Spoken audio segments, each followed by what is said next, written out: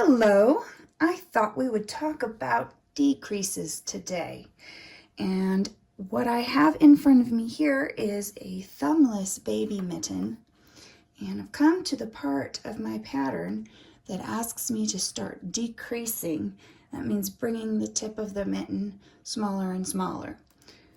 There are two different decreases in this pattern, and they're two very common decreases. The first decrease we'll do is called the slip, slip, knit. So after I've knit one here, I need to do that slip, slip, knit, decrease. Let me show you how that works. The first thing you do is you slip the first stitch knitwise onto your right needle. You do the same with a second stitch onto the right needle. Then you will slip both of those stitches back onto your left needle and work them together, slipping your knitting needle through the back side and knitting the two stitches together.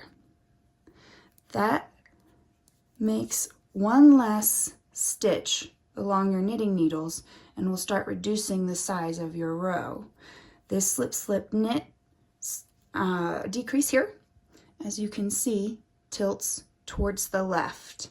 So this side will start decreasing towards the left.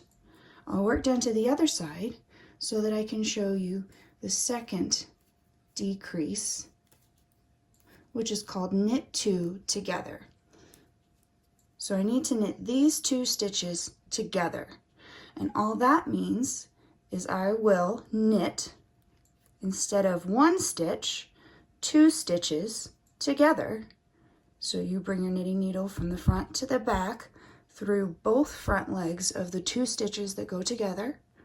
Grab that working yarn and pull it through, and then slip both stitches off the left and onto the right needle.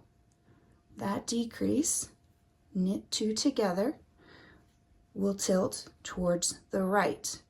So your work will narrow on this side towards the right.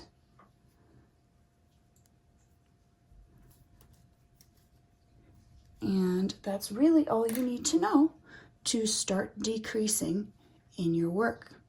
I hope you found that helpful, and I hope you have a wonderful day.